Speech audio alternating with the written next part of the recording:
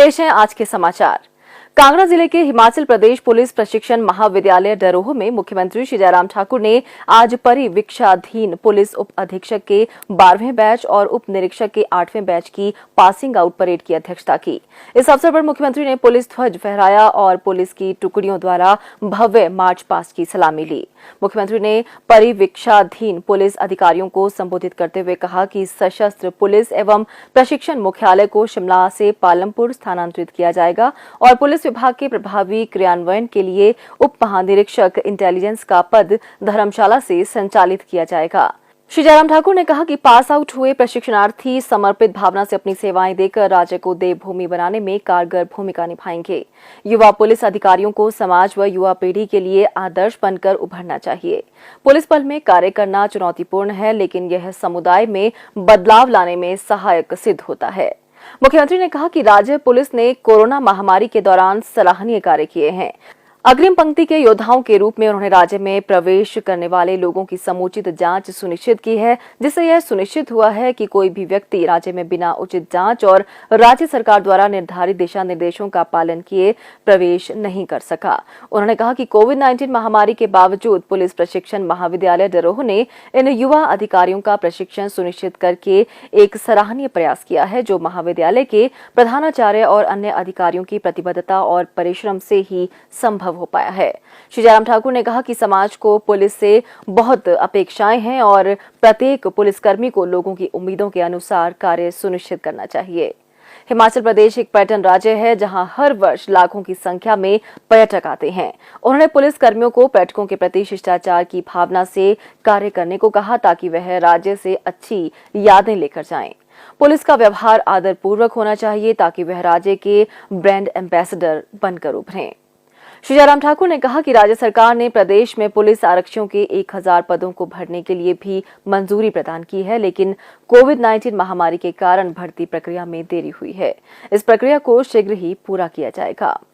मुख्यमंत्री ने महाविद्यालय में बेहतर आधारभूत संरचना के विकास और सुदृढ़ीकरण के लिए पुलिस प्रशिक्षण महाविद्यालय डरोह को आगामी 5 वर्षों के लिए प्रतिवर्ष 10 करोड़ रुपए देने की घोषणा की। मुख्यमंत्री ने आवश्यक कार्यों व गतिविधियों के लिए आपदा प्रबंधन निधि से पुलिस बल को 1,37,80,650 रुपए प्रदान करने की भी घोषणा की।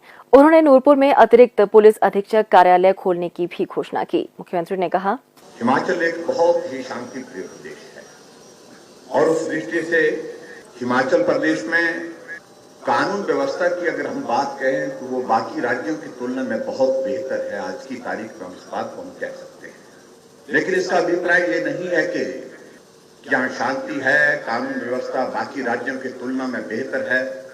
आज के इस युग में जहाँ पूरी देश और दुनिया में और सभी प्रदेशों में भी जिस तरह से क्राइम रेट बहुत अलग तरह का नई टेक्नोलॉजी का इस्तेमाल करते हुए, बहुत सारी चीजों का इस्तेमाल करते हुए बढ़ता जा रहा है, उस दृष्टि से बहुत ही आवश्यक है कि हम अपनी पुलिस फोर्स को भी वो उस प्रकार की सारी चीजों की व्यवस्था, सारी चीजों की सुविधाएं उपलब्ध कराएं।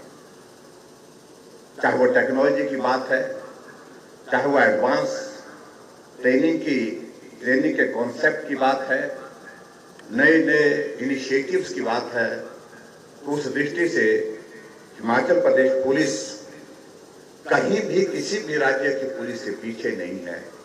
इसके लिए भी मैं पुलिस के सभी अधिकारियों को और पुलिस के सभी जवानों को बहुत बहुत बधाई देता हूं।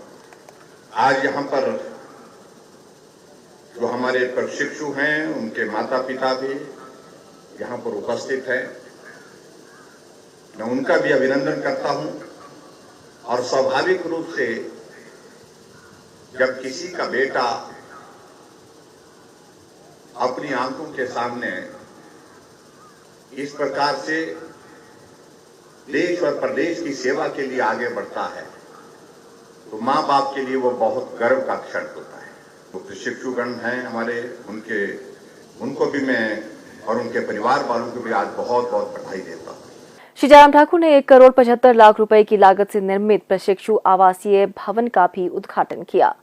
श्री जयराम ठाकुर ने इस अवसर पर सर्वश्रेष्ठ परिवीक्षाधीन पर्यवेक्षकों को भी पुरस्कृत किया। पुलिस उप अधीक्षक पर्यवेक्षक में श्री प्रणव चौहान तथा पुलिस उप निरीक्षक में श्री नवनीत सैनी को सर्वश्रेष्ठ चुना गया। हिमाचल प्रदेश सरकार द्वारा ग्रामीण क्षेत्रों में भी शहरी क्षेत्रों की तरह विकास और अन्य सुविधाएं उपलब्ध करवाने के लिए प्रयास किए जा रहे हैं। इसके लिए कई महत्वाकांक्षी कार्यक्रम व योजनाएं कार्यान्वित की जा रही हैं।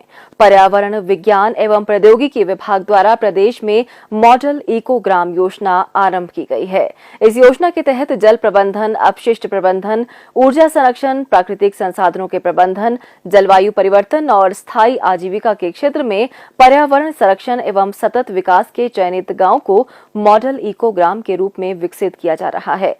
अभी तक राज्य के 15 गांव मॉडल इको ग्राम योजना के अंतर्गत लाए जा चुके हैं। मॉडल इको गांव के रूप में विकसित किए जाने वाले गांव में जनसंख्या 250 और परिवारों की संख्या 50 से 75 तक होनी चाहिए। इस योजना के अंतर्गत पर्यावरण संरक्षण के लिए विभिन्न घटकों जैसे वन, चारागाह, प्राकृतिक जल स्रोत व झरने, कृषि, बागवानी, गैर पारंपरिक ऊर्जा स्रोतों को अपनाने तथा अपशिष्ट प्रबंधन इत्यादि को पर्याप्त संभावना होनी चाहिए। यह योजना पर्यावरण विज्ञान एवं प्रौद्योगिकी विभाग और खंड विकास कार्यालय तथा जिला प्रशासन के माध्यम से कार्यान्वित की जा रही है। प्रदेश में कोरोना संक्रमण की जांच के लिए आज 1763 लोगों के सैंपल लिए गए, जिनमें से 220 लोगों की रिपोर्ट नेगेटिव पाई गई है, जबकि 1518 लोगों की रिपोर्ट आना बाकी है। अभी तक 2,43,594 लोगों की जांच की जा चुकी है, जिनमें से 2,32,094 सैंपल की जांच नेगेटिव पाई गई है। प्रदेश में कुल 8,965 लोगों में कोरोना वायरस के संक्रमण की पुष्टि हुई है, जिनमें से 5,928 लोग इस बीमारी से ठीक हो चुके हैं और 2,950 व्यक्ति उपचाराधीन हैं। अंक में इतना ही। कल फिर होगी मुलाकात। दीजिए इजाजत। नमस्कार।